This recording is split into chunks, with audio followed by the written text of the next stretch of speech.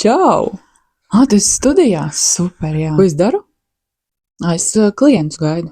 Tas bija superīgs laiks, vai ne, kad mēs dabūjām atbalstu komercdarbības uzsākšanai un taisījām nodarbības gan klātienē, gan tiešsaistē. Tā es te šiverējos. Un kas tev šodien ir par nodarbību? Ziņģīts rīvēšanās. Es joprojām rīvējos, ik pa laikam pārtraucu un atkal atsāku. Tagad kā reiz ir atkal tas atsākšanas posms. Tu vēl rīvējies? Super. Tas ir ļoti vērtīgs zināšanas. Un jo es ilgāk to daru, un jo es vairāk visu kaut ko uzzinu, jo es labāk ieraugu, kā Inesē atradā īstos punktus, kuriem pieskarties. Pastāsti kaut ko interesantu, kas man pārsteigtu.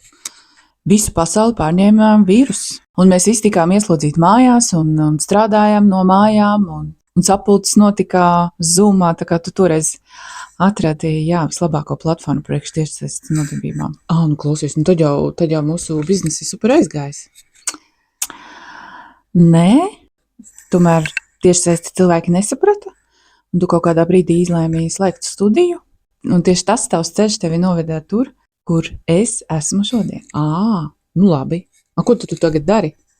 Tu esi coach. Coach? Kas tas tāds ir? Es zinu, ka tev nav nejausmas, kas tas ir. Atceries, tev bērnībā bija īpašs talants klausīties citos cilvēkos. Un bija viens apmācības ilgstoši, un tu zvanīji katru vakaru katram no dalībniekiem un prasīji, kā viņam iet, kas viņam ir vajadzīgs, lai viņš tiktu pie sava mērķa. Ja? Tas toreiz jau bija coachings, iedomājies. Un to, ka tev draugi teica, Ilze maz runā, bet tad, kad pasaka, tā pasauka ļoti trāpīgi un dziļi, tāpēc, ka tu dziļi klausies. Tu tā dziļā klausīšanās un ir jau kopš bērnības. Nu jā, man jau var teikt, laikam kāds prasa, ko es te mācu.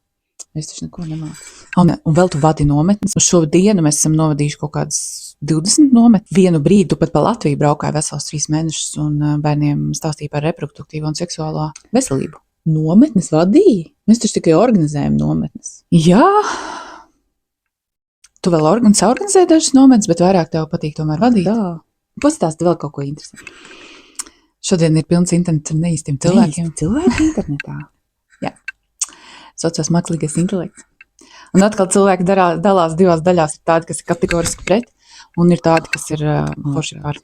Un pastāsti, kas vēl interesants notika? Kā cilvēki tika galā ar to vīrusu? Viņš beidzās diezgan strauji, diezgan ilgi, bet nav tikuši galā. Un, zināt, tas ir diezgan skumji, un viss skumjāk ir tas, ka cilvēki par to neapzinās. Ja, jo viņiem ir vairāki veidi dzīvošana tikai pagātnē, izejas meklēšana, pievēršoties ļoti daudziem maģiskām lietām, tā kā ieņemot to bērnu pozīciju, viņi vairs nespēj uz sev paļauties. Viņi ir tik apjukuši visā tajā nenoteiktībā, kas bija tik lielu laika posmu un ar tādiem 2 milzīgiem triecieniem. Pazūd cilvēkiem identitātes, viņiem viss ir sajucis, viņi nevar vairs dzīvot tā kā bija, bet nezin, kā ir pa jaunam, un līdz ar to tur ļoti daudz lietas sajukuši, un īstenībā coach, starp citu, ir visīstākā profesija šobrīd, kas šo jautājumu risina. Un tu, starp citu, vēl neirobioloģiju mācies, iedomājies? Un saliekot šīs divas lietas kopā, tas vispār kļūst par ļoti jaudīgu instrumentu. Nu labi, cik ilgi tu vispār esi coach? Jau gandrīz 6 gadus, jā. Mēs jau 6 gadus, kā tu vispār līdz tam nonāci? Nu, tas bija tāds klikšķis, meklēju, kas ir tas manējais. Un tad kaut kādā brīdī bija tāds, es taču māku klausīties cilvēkus. Es arī tā kā māku saprotam paskaidrot kaut kādas lietas.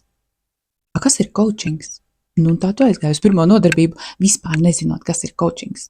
Tu nekad nebija bijusi pie coacha, nekad nebija strādājusi. Vienkārši tev tāds, tu paprasīji, uz kurien iet mācīties coacham, cilvēkam, kas bija coachs ar 4 certifikātiem pie sienas. Un tagad tev arī pašai ir visi šie certifikāti. Un aiziet uz pirmo tikšanās reizi, tu teici, jā, tas viss ir par mani, kur es biju visu šo laiku ātrāk. Coach nav nekāda jauna profesija. Viņa ir vismaz 20 gadus. Kādu novēlējumu tu man novēlētu? Kā man labāk darīt? Tu man tagad jau tik daudz izstāstīji, ka es pat nezinu, varbūt man jau studija ir jāslēdz vai kaut kā tam līdzīgi. Iet vienkārši savu sirds ceļu. Tā kā jūti, tā arī ej. Tu visu izdarīji pareizi. Kļūdu nav. Tu man patīk. Tu man arī patīc. Nu, bet klausies, bet vēl, mēs varam vēl papļāpāt, vai tu kaut kur steidzies pagaitā?